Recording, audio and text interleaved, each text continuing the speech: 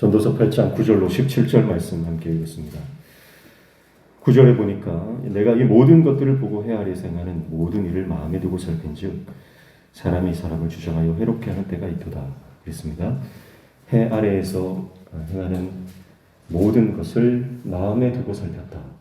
마음에 두고 살폈다는 것은 그가 있는 힘을 다해서 그것을 알아보려고 노력했다는 거예요. 그런데 보니까 사람이 사람을 해롭게 주장하여 해롭게 하는 것을 보았습니다. 사람을 주장한다라고 하는 것은 자신의 마음대로 그 사람을 쥐고 흔드는 어떤 권력, 지배력을 말하는 것입니다. 그래서 이 세상에는 권력자들이요, 세상을 지배하는 구조로 되어 있습니다. 힘의 논리가 적용되는 것이죠. 그런데 힘 있는 사람들은 대부분 또 악인들인 경우가 많죠.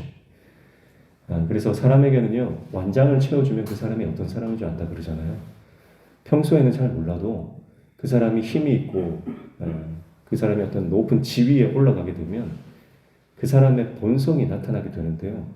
대부분의 사람은 완장을 채워주면 악한 본성, 사람 위에 군림하려고 하고 사람을 자기 마음대로 쥐고 흔들려고 하는 그런 악한 본성들이 나오게 되어 있습니다. 선한 사람인 줄 알았는데 나중에 보고 그 사람에 대해서 굉장히 놀라게 되는 경우가 많아요. 사람 쉽게 변질됩니다. 사실 그게 변질됐다라기보다는 그 안에 있는 악한 본성이 드러났다 이렇게 보는 게 옳죠. 우리도 사실은 별반 다를 바가 없죠. 그래서 은혜가 필요합니다. 우리 자아를 십자가에 못 박지 않으면 못된 본성들이 끊임없이 비집고 나오기 때문에 그 모든 못된 자아들을 예수 그리스도의 십자가에 못 박아야만 우리가 하나님의 사람답게 살아가는 거예요. 그래서 사람이 사람을 주장하는 이런 일들을 보게 되는 것입니다. 부조리한 일들을 보는 거죠. 10절에 보면 그런 후에 내가 본즉 악인들은 장사 지낸 바 되어 거룩한 곳을 떠나 그들이 그렇게 행한 성읍 안에서 잊어버린 바 되었으니 이것도 헛되도다 그랬어요. 자, 사람을 마음대로 쥐고 흔드는 이 권력자들, 그리고 그 사람들은 악인들이에요. 그런데 그 악인들이 장사 지낸 바 되었다 그랬어요. 장사 지낸 바 되었다라고 하는 것은 우리가 앞서서도 살펴봤지만 제대로 장사를 지내주고 매장을 하는 것, 이것은 복이라고 했어요. 그런데 의인들은 매장도 당하지 못했다. 그리고 많이 소유하고 가졌던 사람들이 자식이 100명이나 있으면 뭐하냐. 자식들이 그 부모의 장례도 치러주지 않는데 그런 거 우리가 살펴보지 않았습니까? 근데 이 악인들은 장사 지낸 바 되었다는 거예요. 살았을 때도 권력을 누리고 죽어서도 복을 누리는 모습을 보는 거죠. 이게 납득이 안 되는 겁니다. 자, 이 사람들은요, 살았을 때에 거룩한 곳을 다녔던 사람인 것 같아요. 거룩한 곳을 떠났다 이러죠. 이것은 그들이 살아 생전에 성전을 왕래했던 사람으로 보여집니다. 그리고 그들이 그렇게 행한 성읍 안에서 잊어버린 바 되었다 이랬죠. 무슨 말이냐면 그들이 그렇게 평생 악을 행했음에도 불구하고 아무 일 없이 평안히 죽었다는 거예요. 그리고 삶 전체를 놓고 봤을 때 그들은 악인인데 만수를 누리고 그리고 평안한 인생, 그리고 죽어서도 잘 매장되고 그 누구도 그에 대해서 반론을 제기하거나 그를 이렇게 깎아내리지 않는다는 거죠. 그런 일들이 굉장히 모순적이다라고 하는 것을 말하고 있습니다. 그래서 이것도 헛되다, 해벨이다, 이해 불가다 라고 하는 것으로 해석하면 되겠습니다. 11절에 보니까 악한 일에 관한 징벌이 속히 실행되지 아니하므로 인생들이 악을 행하는 데에 마음이 담대하도다.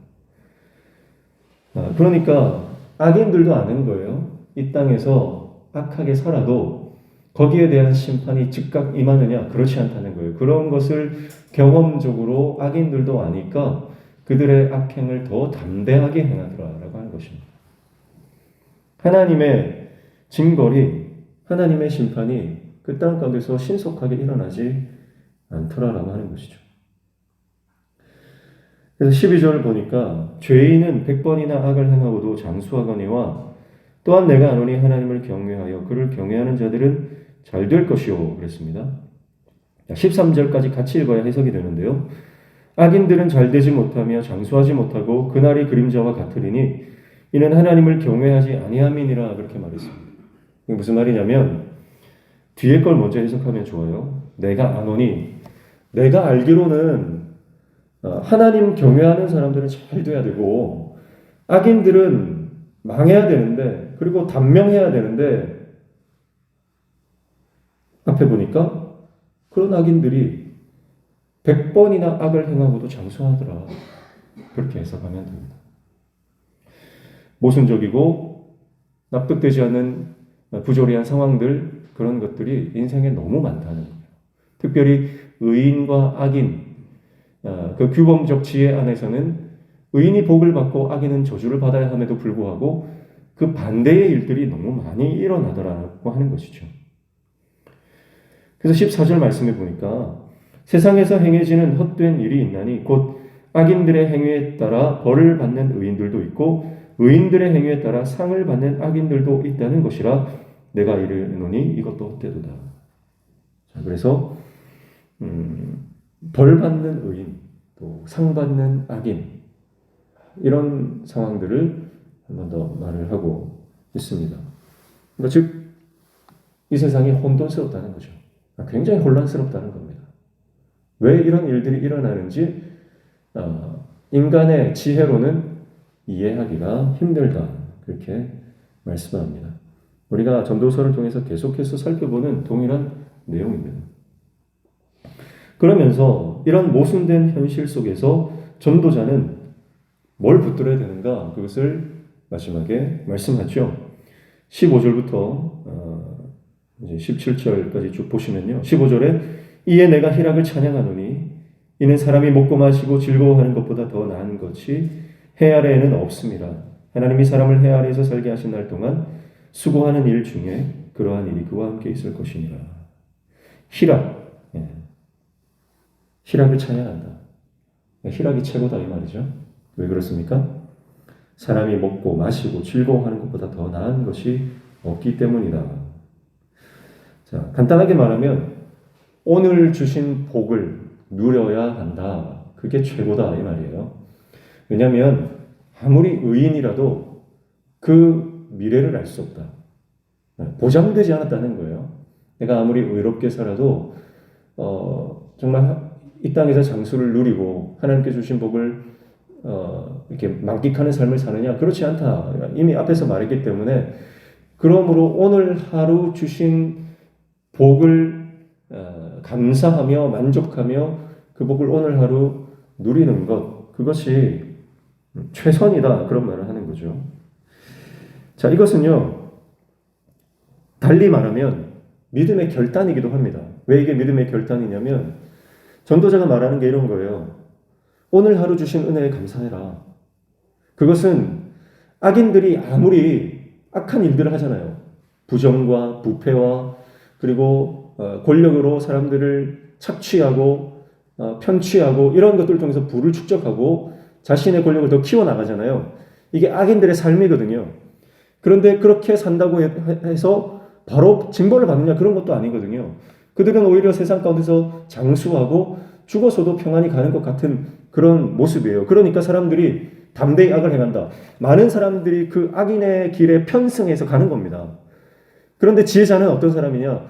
아무리 많은 사람들이 부정을 저지르고 하나님 기뻐하지 않는 일로 부를 축적한다고 해도 거기에 편승하지 말고 오늘 주신 것에 감사하며 거기에 만족해라는 거예요. 악한 길로 가지 말라는 거죠.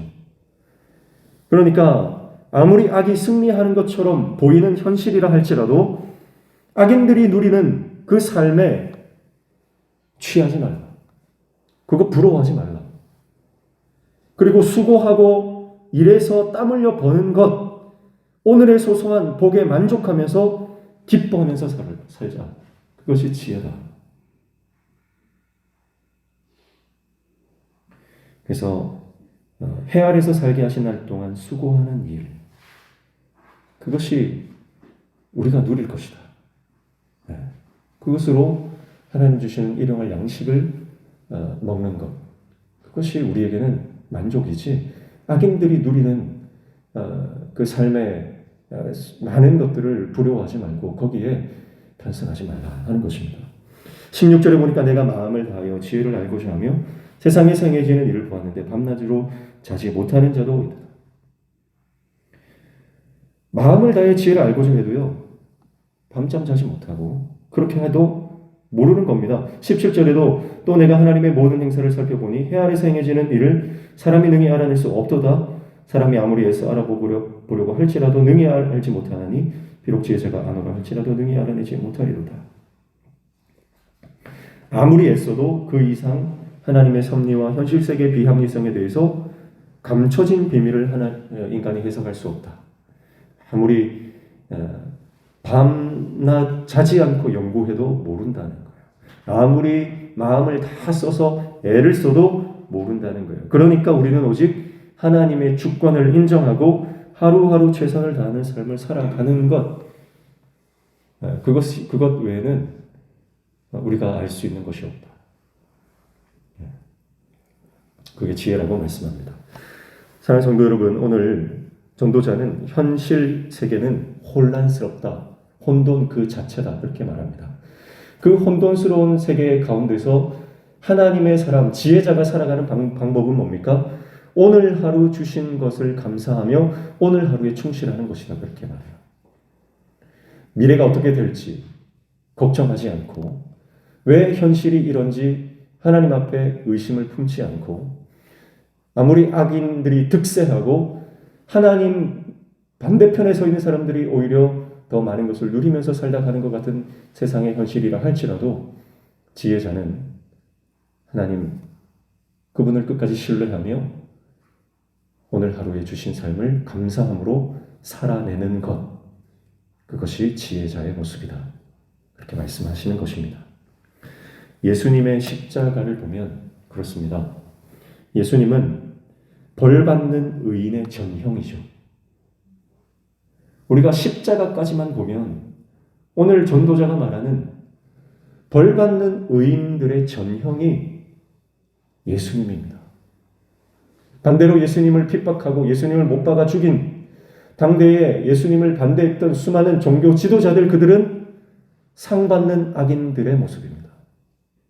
우리가 십자가까지만 생각하면 인생은 그렇게 해석될 수밖에 없는 혼돈이고 모순입니다. 그러나 예수 그리스도의 십자가 넘어 그분의 부활을 생각하면 이 땅에 있는 혼돈과 모순은 조금씩 하나님의 시각에서 해석되기 시작하는 것이죠. 그러므로 우리의 힘든 현실, 정말 고달픈 인생의 그 현장 가운데서 십자가에서 부활하신 예수를 기억하는 저와 여러분 되시기를 축복합니다. 예수 그리스도의 십자가와 그 부활을 우리가 깨닫고 부활의 신앙으로 나아갈 때에 우리는 죽음도 넘어서는 하나님의 사람으로 이 땅을 승리하며 살아가게 될 줄로 믿습니다. 그러니까 오늘 전도자가 말하는 것은요, 어쩔 수 없다, 그냥 하루하루 그냥 입에 풀칠이나 하고 살아라, 그런 뜻이 아닙니다. 오늘 하루에 충실한다는 것은 하나님께서 죽음 너머에 준비하고 계신 하나님의 영원을 우리에게 주실 것을 우리가 기대하며, 그것이 이 땅 가운데서 너무나 희미하게 보일지라도, 아니 어쩌면 정말 내 연약함 때문에 그것이 잘 보이지 않고 희미할지라도, 그러나 하나님의 그 영혼을, 그 우리의 연약한 믿음이라도 조금이라도 붙들고 주님을 바라볼 때에 우리 하루는 그냥 하루가 아니라 하나님의 영혼에 잇대어 살아가는 소중한 하루가 되는 줄로 믿습니다.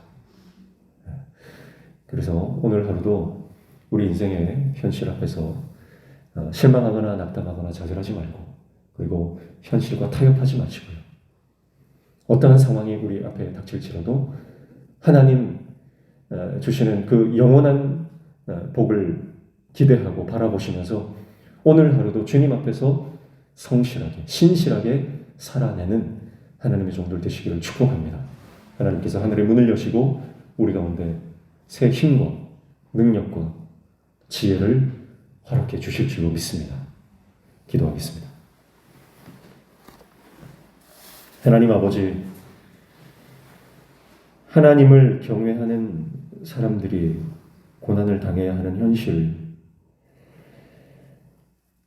악인들이 더 잘 살고 더 득세하는 현실 가운데서 끝까지 세상을 선택하지 않고 하나님을 선택하며 십자가 지고 표대를 향해 달려가는 믿음의 사람으로 오늘 하루도 우리가 인내하며 버텨내기를 소원하오니 하늘의 능력을 우리 가운데 덧입혀 주시고 성령님 우리와 동행하여 주시옵소서. 오늘 하루 삶이 우리에게 주신 하나님의 놀라운 복임을 깨닫고 오늘도 주님 안에서 하나님 주신 복을 누리며 감사하며 살아가는 하루가 되게 도와 주시옵소서.